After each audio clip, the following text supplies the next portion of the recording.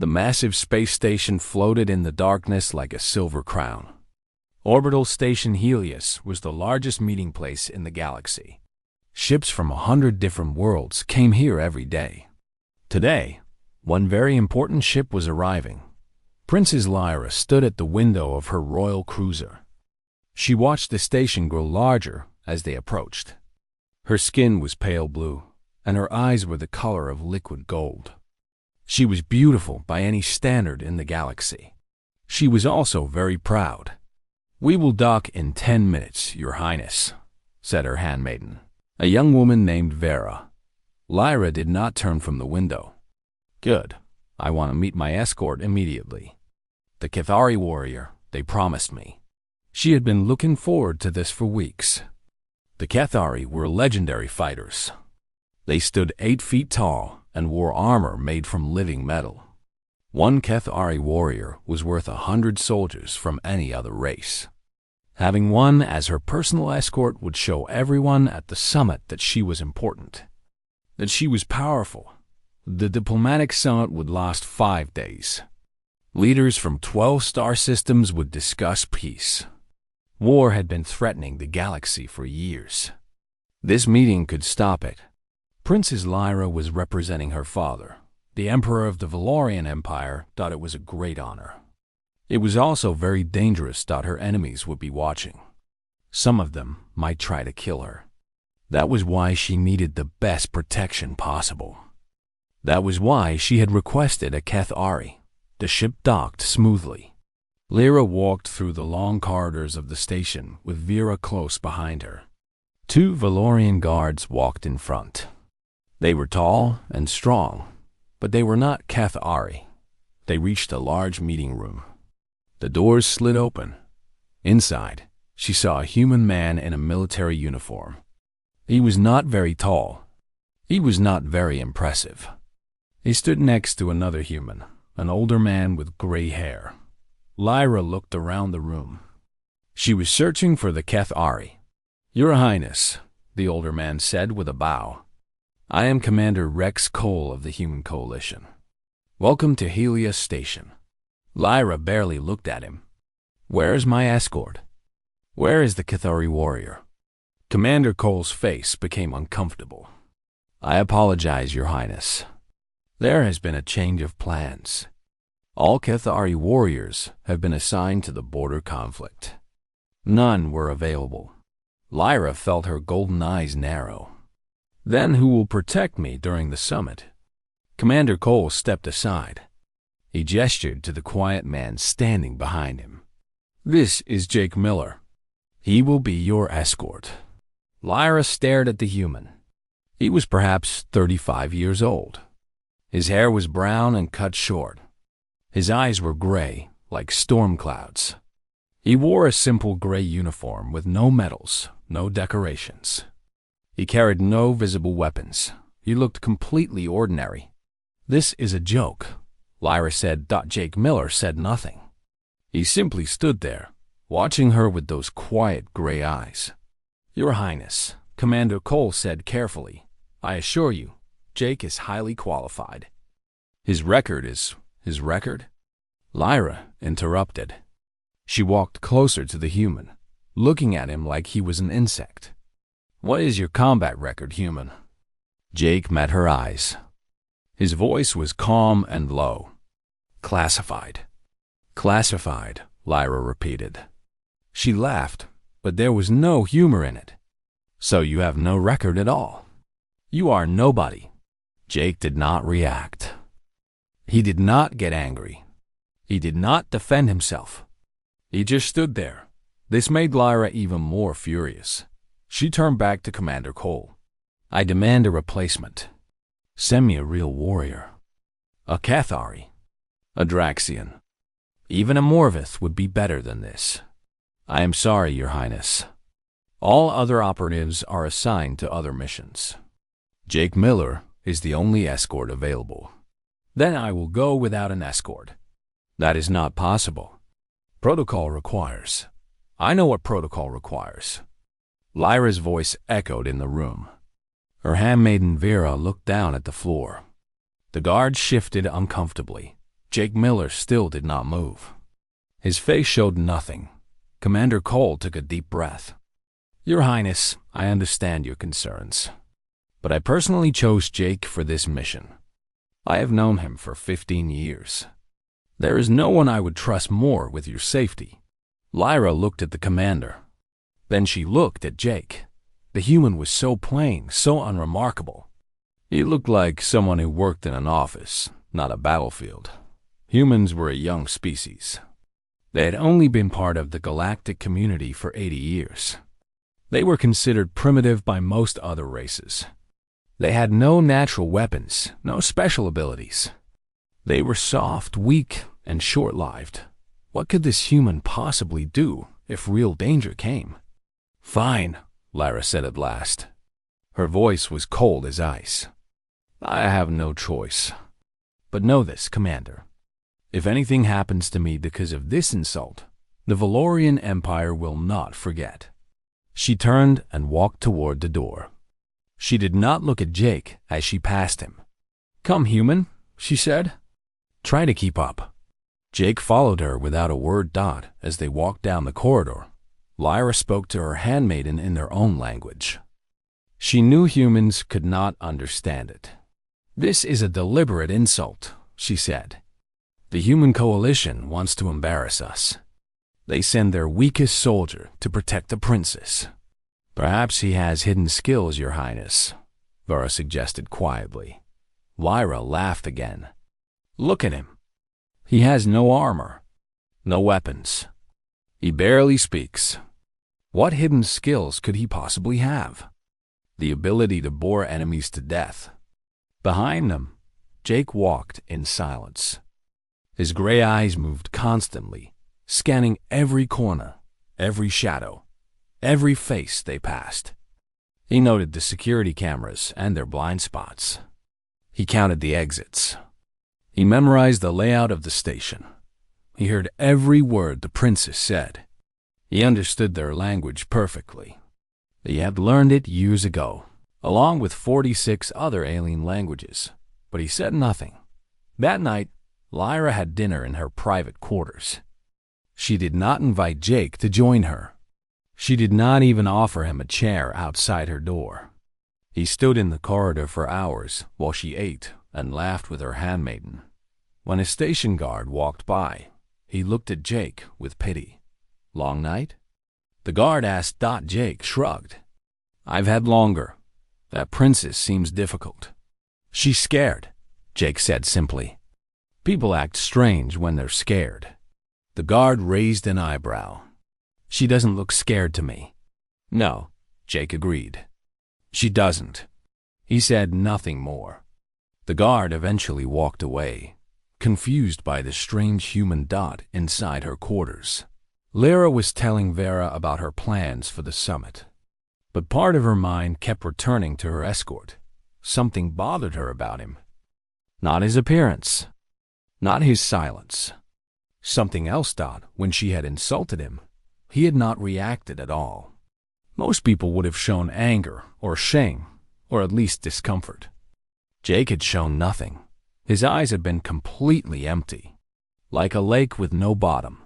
For a moment, just a moment, that emptiness had frightened her. She pushed the thought away. He was just a human, a nobody from a primitive species.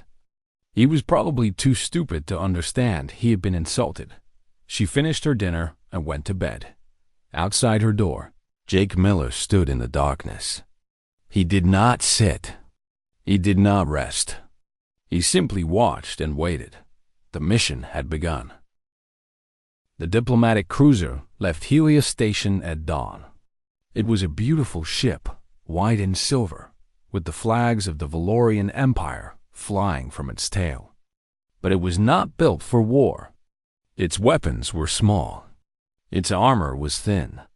It was made for show, not for battle. Their destination was the Grand Summit Hall on Nexus Station. The journey would take 3 days through the disputed sectors. This part of space had no laws. Pirates, mercenaries, and criminals lived here. It was dangerous for any ship. It was especially dangerous for a princess, On the first day, Princess Lyra called a meeting in the main cabin. Ambassador Tom Blake was there. He was an older human with kind eyes and a tired face. He had spent 20 years building peace between humans and other species. The two Valorian guards stood by the door. Vera sat quietly in the corner. Jake stood against the wall, almost invisible. "The summit is critical," Ambassador Blake explained. 12 systems are ready to sign the peace treaty. If we succeed, we end 30 years of conflict. And if we fail? Lyra asked. War. Full-scale war across the galaxy. Lyra nodded slowly. She understood the weight on her shoulders. Her father had trusted her with this mission. She could not fail. What about our enemies? She asked. Who would want to stop the treaty? Many groups, the ambassador admitted. Weapons dealers who profit from war. Generals who want glory. Politicians who use fear to control their people. And... He paused. And what? There are rumors of factions within your own empire, Your Highness. Nobles who believe peace with other species is a sign of weakness. Lyra's golden eyes flashed with anger. My father's empire is united. We do not have traitors. Ambassador Blake bowed his head. Of course, Your Highness. I only mention what I have heard. The meeting ended. Everyone left except Jake. He remained standing against the wall. Lyra looked at him with annoyance. Why are you still here? I go where you go, Your Highness. I am in my own ship, surrounded by my own guards. I do not need you hovering over me like a ghost. Jake said nothing. Do you speak at all? Lyra demanded. Or are you broken? I speak when there is something to say. Lyra made a sound of disgust. She walked past him and went to her private chambers. Jake followed at a distance. On the second day, things grew worse. Lyra had breakfast in the dining room. She sat at the head of a long table covered with food from her home world. Purple fruits, golden bread, sweet drinks that sparkled like jewels. Her guards sat near her. Vera served her with gentle hands. Jake stood by the door. No one offered him food. No one offered him a seat. You know, Lyra said loudly, not looking at Jake. On my world, the servants eat in the kitchen. Vera looked uncomfortable. The guards pretended not to hear. Jake said nothing. He simply stood and watched Dodd after breakfast. Lyra walked through the ship. She visited the bridge, spoke with the captain, and inspected the crew quarters. Jake followed her everywhere, always a few steps behind. Does he have to follow so closely?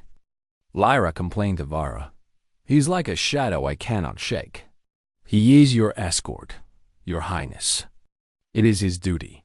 His duty is to bore me to death, apparently. Later that day, Lyra found Jake standing outside her door. He had been there for 6 hours without moving. Do you not need rest? She asked. Food? Water? Or do humans survive on silence alone? I rested earlier, Your Highness. When? I have not seen you sit down since we left the station. You were not watching, Your Highness. Something in his tone made Lyra pause. Was that disrespect? She searched his face for any sign of emotion. There was none. What did you do before this mission? She asked suddenly. Before you became an escort? Various things. That is not an answer. It is the only answer I have, Your Highness. Lyra felt her frustration building. This human was like a wall. Nothing she said affected him. Nothing she did made him react. You are strange, she said finally. Even for a human. Yes, Jake agreed. That night, Lyra could not sleep. She lay in her bed, staring at the ceiling. Through the window, she could see the stars passing by. She thought about the summit. She thought about the treaty. She thought about all the things that could go wrong. Around midnight, she got up for a glass of water. When she opened her door, she merely gasped. Jake was standing right there. In the darkness. Completely still. Do you never sleep? she demanded, her heart's racing. I sleep, Jake said calmly. But not much. Not on missions. How much? 2 hours. Sometimes 3. Lyra stared at him. That is not healthy. You will make yourself sick. I have been doing this for 15 years, Your Highness. I am still here. She wanted to say something cruel. Something about humans being weak or stupid or worthless. But the words did not come. Instead, she asked, Are you always this serious? On missions, yes. And when you are not on a mission? For the first time, something changed in Jake's face. It was small, almost invisible. A tiny movement at the corner of his mouth. Almost like the memory of a smile. I do not remember, he said. Lyra felt something strange in her chest. Not pity, exactly. Something else died. She went back inside without another word. On the 3rd day, they approached Nexus Station. The ship would stop there to refuel before the final journey to the summit. Jake came to Lyra with an unusual request. Your Highness, when we dock at Nexus Station, I recommend you stay aboard the ship. Lyra was surprised. This was the first time he had offered advice about anything. Why? She asked. Nexus Station is in neutral territory. Anyone can enter. The crowds make security difficult. There are too many places for danger to hide. I am scheduled to tour the Crystal Gardens, Lyra said. They are famous across the galaxy. I have wanted to see them since I was a child. The Crystal Gardens can be seen another time. Your safety is more important. Lyra felt her pride rise up. This human was telling her what to do. This nobody from a primitive species?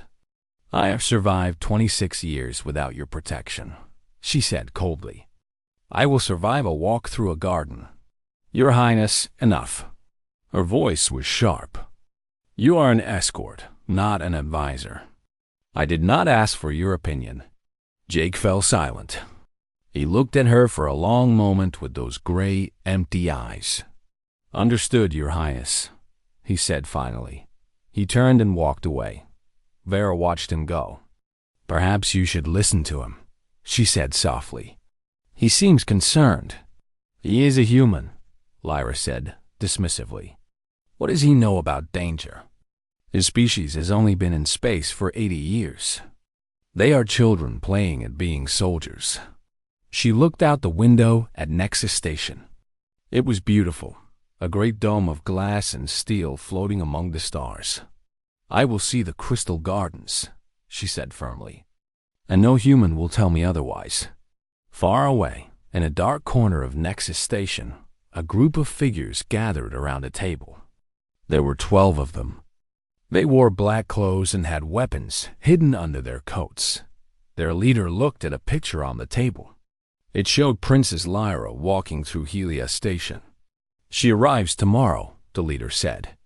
The Crystal Gardens. That is where we strike. What about her escort? Someone asked. The leader laughed. A human. One human. He's not a threat. The others laughed too. They began to plan the assassination of a princess. They did not know that Jake Miller had already planned for them. Nexus Station was more beautiful than any picture could show. The great dome curved above like a sky made of glass. Inside, plants from 100 different worlds grew together in perfect harmony. Rivers of clear water ran between paths of white stone. Birds with wings of gold and silver flew through the air, and at the center of it all were the Crystal Gardens. Princess Lyra stepped off the ship and took a deep breath. The air smelled like flowers and rain. She had never seen anything like this place. It is wonderful, Vera whispered beside her. Lyra nodded. For a moment, she forgot about the summit. She forgot about the treaty. She forgot about the weight of her responsibilities. She was just a young woman looking at something beautiful. The group moved into the station. The 2 Valorian guards walked in front, tall and alert. Ambassador Tom Blake walked beside Lyra, pointing out different plants and explaining their origins. Vera stayed close to her Princess Dot, and Jake Miller walked behind them all. He did not look at the flowers. He did not admire the crystal formations that gave the gardens their name. His gray eyes moved constantly, scanning everything around them. The station was crowded. Hundreds of people walked through the gardens. Families with children, couples holding hands, merchants selling souvenirs, scientists studying the plants. And among them, hiding in plain sight, were the killers. Jake spotted the first one within 2 minutes, a tall figure in brown clothes. He was pretending to look at a fountain, but his eyes kept moving to the princess. His hand stayed close to his hip, where something bulged under his coat. Jake kept walking. His face showed nothing. He spotted the second assassin near a fruit stand. The third was sitting on a bench, reading a book. The fourth was taking pictures with a camera. They were good. They moved like civilians. They acted natural. Most people would never notice them. But Jake was not most people. By the time the group reached the Crystal Gardens, Jake had counted 12 of them. 12 assassins spread throughout the area. They were communicating with small hand signals. They were moving into position. They were preparing to strike.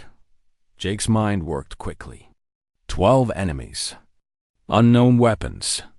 Unknown skills. His team had only 2 guards, both unaware of the danger. 1 princess. 1 handmaiden. 1 old diplomat. The odds were not good. He moved closer to Lyra without making it obvious. His hand slipped into his sleeve, touching the small device hidden there.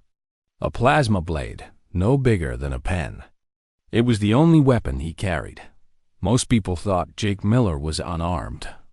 That was exactly what he wanted them to think. Ambassador Blake was talking about the history of the gardens.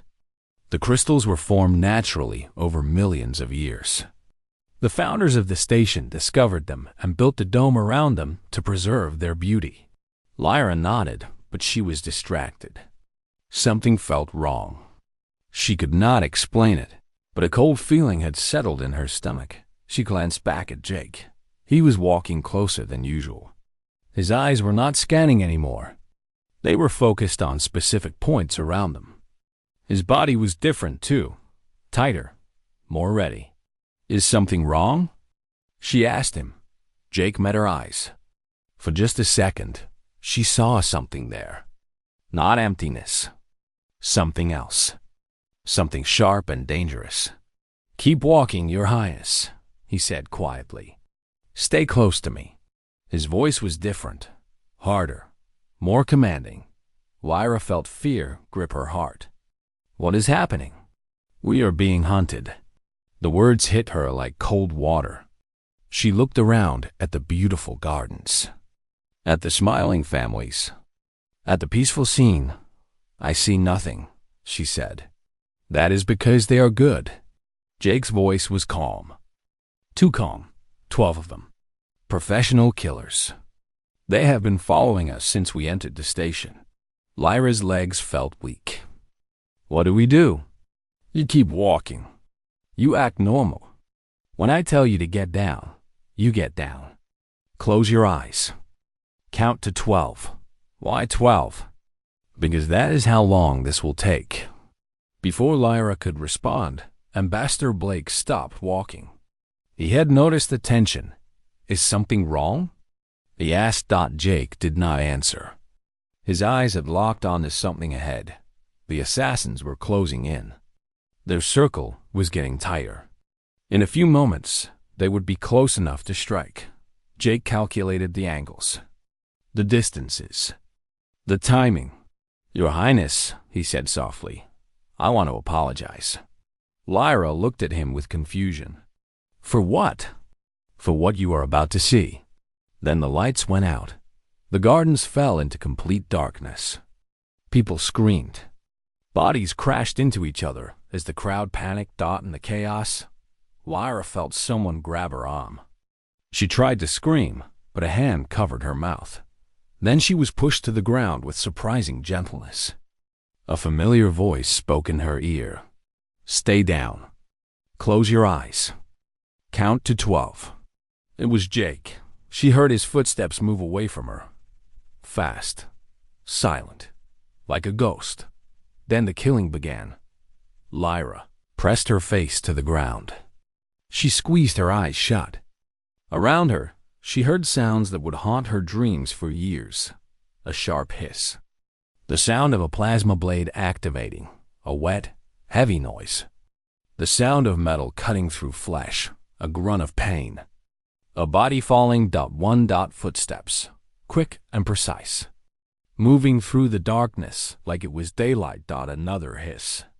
Another cut. Another body. Someone fired a weapon.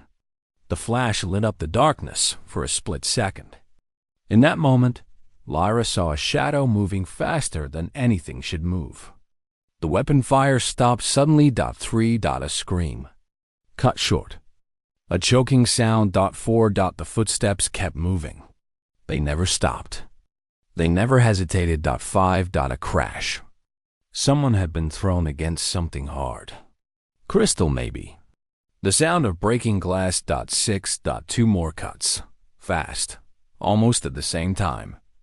2 more bodies falling. 7. 8. Lyra was shaking now. Her hands gripped the ground beneath her. She wanted to look. She wanted to run. But she counted instead. 9. A bone breaking. The crack echoed in the darkness. A muffled cry of agony. 10. Movement near her. Someone had gotten close. She heard heavy breathing. Someone was right next to her. Then a sound of impact. A grunt. Another body falling. So close she felt the wind as it dropped. 11. Silence. The sounds of fighting had stopped. For a moment, there was nothing. Just darkness and the distant sound of crying from the panicked crowd. Then one final sound. A single strike. Clean and precise. 12. The lights came back on. Lyra opened her eyes. Jake Miller stood in the center of the crystal garden. The beautiful crystals around him were splattered with blood. At his feet lay 12 bodies. 12 assassins, each one dead. They wore the black marks of the Shadow Consortium, the deadliest mercenary guild in the galaxy. Jake's uniform was torn at the shoulder. A thin line of blood ran down his arm from a small cut. That was his only injury. His face was calm. His breathing was steady. In his hand, a small plasma blade glowed faintly before he switched it off. Around him, the other visitors stared in horror and shock. Ambassador Blake was pressed against the wall, his face white. Vera was crying. The 2 Valorian guards had their weapons drawn, but they had not moved. They had not even seen what happened. Jake looked at Lyra. "Your Highness," he said.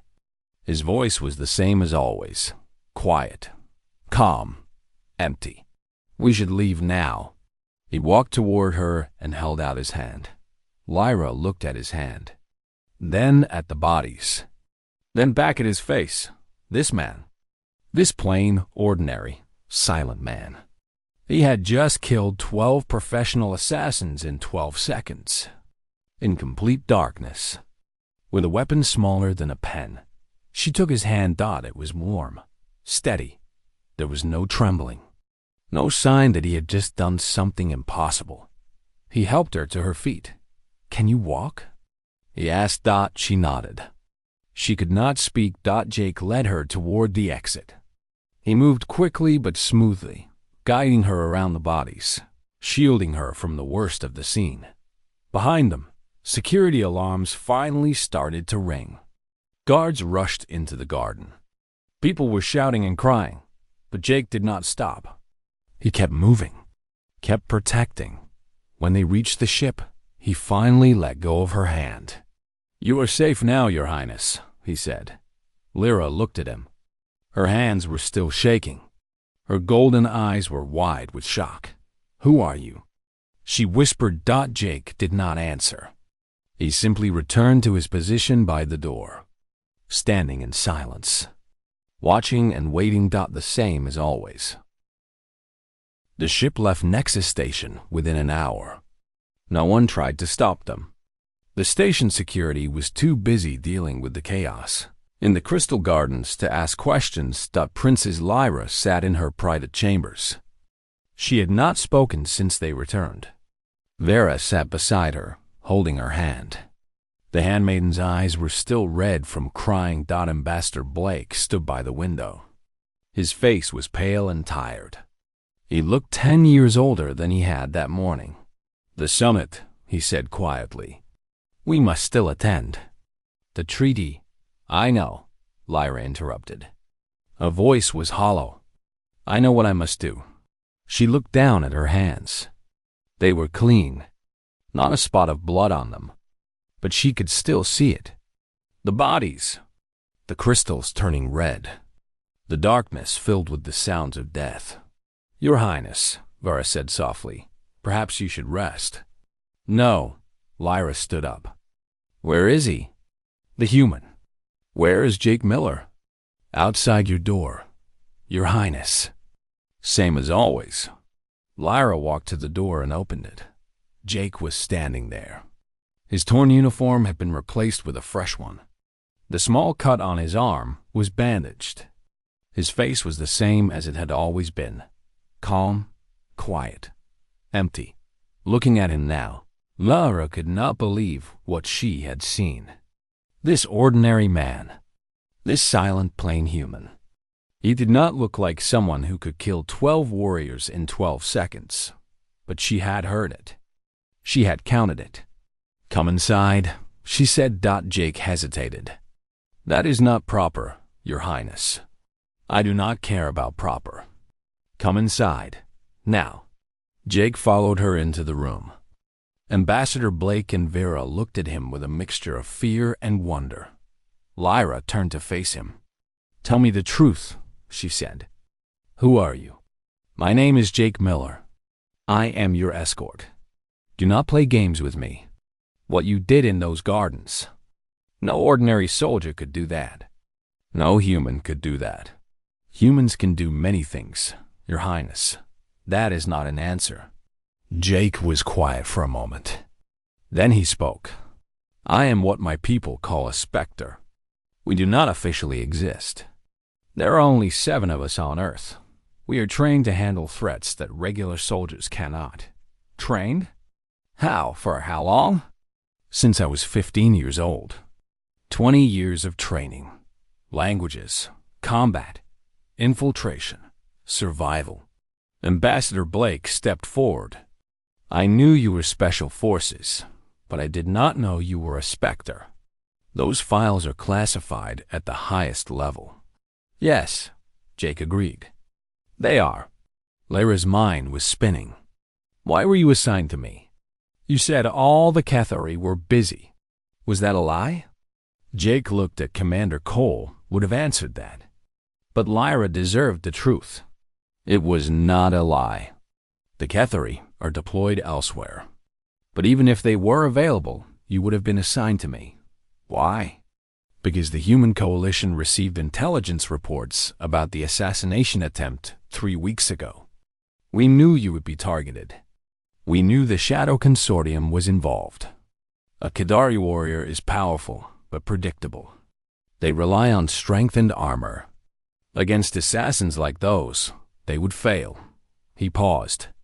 I was chosen because I am not predictable. I am not impressive. People look at me and see nothing. That is my greatest weapon. Lyra felt something shift inside her. All the insults she had thrown at him. All the times she had mocked him for being ordinary. He had let her believe he was weak on purpose. "You knew about the attack before we even left Helia Station," she said slowly. "Yes, and you did not tell me?" "I tried. I told you to stay on the ship." She remembered. He had warned her. She had ignored him. She had called him an escort, not an advisor. She had almost died because of her pride. "Why did you not just tell me the truth?" she asked. "Would you have believed me?" No, she would not have. She would have laughed at the idea of a human protecting her from Galaxy-class assassins. Lyra walked to the window. She looked out at the stars. "The Shadow Consortium," she said. "Who hired them?" Ambassador Blake cleared his throat. "Our intelligence suggests the attack may have been ordered by someone within the Valorian Empire." Lyra turned sharply. "Impossible. The evidence is strong, Your Highness. Certain nobles in your father's court oppose the peace treaty. They believe that alliance with other species will weaken the Empire. That is treason. Yes, it is." Lyra felt sick. Someone in her own empire wanted her dead. Someone her father trusted. Someone she might have dined with, laughed with, called friend. She looked at Jake. "You saved my life," she said. "I have treated you poorly. I called you useless. I mocked your species. And you saved my life anyway." Jake did not respond. "Why?" she asked. "Why did you protect me after the way I treated you?" Jake was quiet for a long moment. When he spoke, his voice was different, softer, almost human. "When I was young, someone important told me something. She said that true strength is not shown by fighting enemies who respect you. It is shown by protecting people who do not." "Who told you that?" "My mother. She was a soldier, too. She died protecting civilians who had treated her poorly. They called her names, threw things at her. But when danger came, she stood between them and death." Jake's gray eyes met Lyra's golden ones. "I do not protect you because of how you treat me, Your Highness. I protect you because that is what humans do. We protect, even when it is hard, even when we are not thanked. Especially then." Lyra felt tears forming in her eyes. She had spent her whole life being told that humans were primitive, weak, inferior. She had believed it, because it was easier than thinking. But this man was not weak. He was not inferior. He was perhaps the strongest person she had ever met. "The summit is in 2 days," Lyra said at last. "I still need an escort. I will remain at my post, Your Highness." "No," Lyra shook her head. "I am changing your position. You will no longer walk behind me like a shadow. You will walk beside me." "As an equal?" Jake's expression did not change, but something flickered in his gray eyes. Surprise, perhaps, or something deeper. "That is not protocol, Your Highness." "Then we will make new protocol." Lyra straightened her shoulders. "When we arrive at the summit, everyone will ask about the attack. They will ask about my escort. I will tell them the truth. The truth might cause problems. Humans are not well respected in galactic politics. Then galactic politics is wrong." Lyra's voice was firm. "The species that produces warriors like you deserves respect. And I will make sure they get it." Jake was quiet for a moment. Then, for the first time since Lyra had met him, he did something unexpected. He bowed. It was a proper bow. Deep and respectful. The kind of bow given to royalty. "Thank you, Your Highness," he said. Lyra nodded. "Thank you, Jake Miller, for saving my life." She returned to looking at the stars. But this time, she did not feel alone. Beside her, silent and steady, her escort stood watch. And for the first time, she felt truly safe. The Grand Summit Hall was the largest meeting place in the galaxy. Its ceilings rose so high they disappeared into shadow. Its walls were made of stone brought from 12 different worlds. Flags of 100 species hung from golden poles. Today, the hall was filled with the most powerful leaders in known space. Kings and queens, presidents and generals, ambassadors and advisors. They had come from across the stars to witness history. Princess Lyra of the Valorian Empire walked through the great doors. She wore a gown of silver and blue, the colors of her house. Her golden eyes were steady and calm. Her head was held high. And walking beside her, not behind her, was Jake Miller. The whispers started immediately. Leaders from every corner of the galaxy stared at the strange pair. A Valorian princess walking as equals with a human soldier. It had never been done before. "Who is that?" someone asked. "A human." "Her escort? A human? Walking beside royalty?" The questions spread through the hall like fire. Lyra ignored them all. She walked to her seat at the great table and sat down. Jake stood behind her chair, watching the room with his quiet gray eyes. The summit began. For hours, leaders argued about borders and trade. They discussed old grievances and new agreements. They fought with words instead of weapons. And through it all, Jake watched. He noted the suspicious glances from certain Valorian nobles. He saw how some of them whispered when they thought no one was looking. He memorized their faces. The traitors were here, somewhere in this room, hiding behind smiles and fancy clothes. But Jake was patient. He had learned long ago that the truth always came out. On the second day of the summit, the leader of the Cathari approached Lyra during a break. He was massive, 8 feet tall, covered in living metal armor that moved with his body. His name was High Commander Grath. He was considered one of the greatest warriors in the galaxy. "Princess Lyra," he said with a deep bow, "I heard about the attack at Nexus Station. 12 Shadow Consortium assassins, all killed in seconds." He looked at Jake with curious eyes. "By your human escort?" "Yes," Lyra said simply. "By Jake Miller." Grath studied Jake carefully. The human was so small compared to him. So plain. So ordinary. "I have faced the Shadow Consortium," Grath said. "Their warriors are among the best. How did you defeat 12 of them alone?" Jake met the giant's eyes without fear. "I was faster." Grath stared at him for a long moment. Then he laughed. A great, booming laugh that echoed through the hall. "I like you, human," he said. "You do not boast. You do not explain. You simply are." He reached out and clasped Jake's shoulder with a massive hand.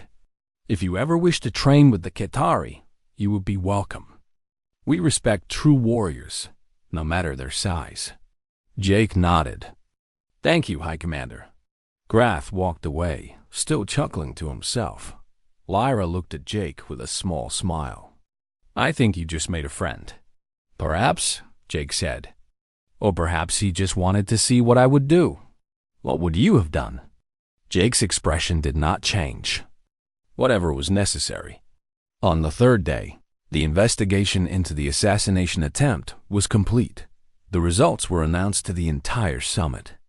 The Shadow Consortium had been hired by Lord Victor, a powerful noble from the Valorian Empire.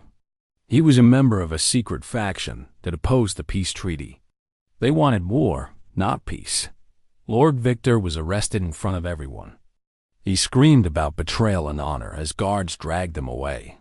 Lyra watched with a cold expression. She had dined with this man.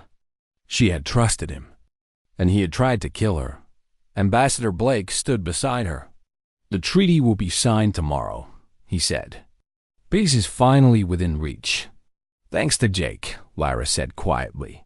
"If he had not stopped the assassins, I would be dead. The treaty would have failed. War would have followed." "One human," Blake said, "who changed the course of history." "One human," Lyra agreed, "who was underestimated by everyone, including me." That night, Lyra found Jake on the observation deck. He was standing alone, looking out at the stars. His face was calm, as always. But there was something different about him now. Something lighter. "The summit ends tomorrow," Lyra said, walking to stand beside him. "Yes, your mission will be complete. You will return to Earth. Yes." Lyra was quiet for a moment. She looked at the stars with him. "Why did you not tell me what you were?" she asked. "From the beginning?" Jake considered the question. "You did not ask. I called you useless, pathetic. I said terrible things about your species." "Yes, And you said nothing. You just took it. Jake turned to look at her. His gray eyes were soft in the starlight. I have been insulted by worse people than you, Your Highness. I have been shot at, stabbed, poisoned, and left for dead. Words do not hurt me. But they should, Lyra said. I was cruel to you for no reason. I judged you because of what you are, not who you are. Many people do that. It is easier to judge than to understand. It was wrong. I was wrong. Jake was quiet for a moment. My mother used to say that the quietest ones in the room are often the most dangerous, he said. And that kindness is not weakness. Your mother sounds wise. She was. She taught me everything I know. Jake looked back at the stars. She also taught me that everyone makes mistakes. What matters is what you do after. Lyra nodded slowly. Then I will do better. When I return home, I will speak to my father. I will tell him about you, about what humans can do. I will push for closer ties between our species. That would be appreciated. And I will request you as my permanent escort. Jake looked at her with surprise. That is not necessary. My mission ends when you are safe. It is not about necessity. Lyra met his eyes. It is about respect. You have earned my trust, Jake Miller. I do not give that easily. Jake was quiet for a long moment. Something moved behind his gray eyes. Something that might have been emotion. Then I accept, Your Highness. Lyra smiled. It was the first real smile she had given since they met. Please, she said. Call me Lyra. Jake's lips moved. It was small, almost invisible, but it was there, a smile. Very well, he said. Lyra. They stood together in silence, watching the stars. A princess and her escort. Two people from different worlds who had learned to understand each other. The next day, the peace treaty was signed. 12 star systems agreed to end 30 years of conflict. It was called the Helios Accords, and it would bring peace to billions of people. At the signing ceremony, Princess Lyra gave a speech. This peace was not easy, she said. There were those who tried to stop it. They sent assassins to kill me. They wanted war to continue. She looked at Jake, standing behind her. But one man stopped them.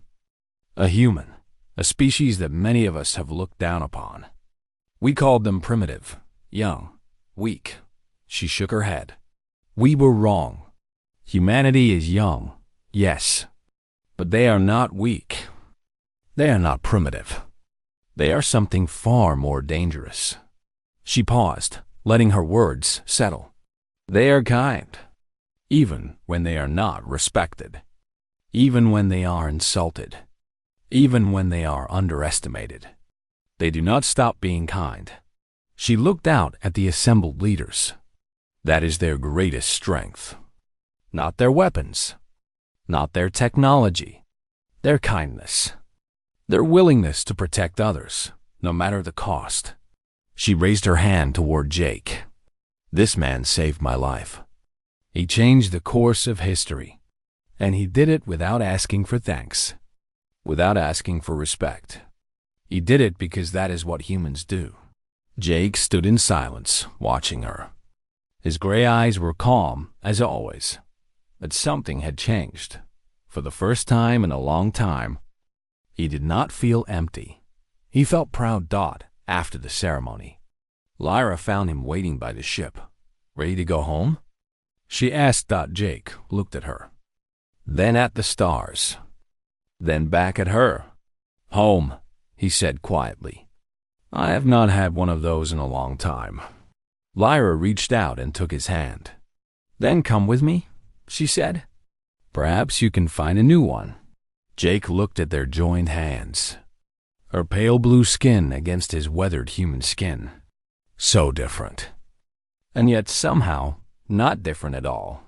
Perhaps, he said. They walked together toward the ship. Behind them, the stars watched in silence. And somewhere across the galaxy, Humanity had earned a little more respect, one quiet soldier at a time.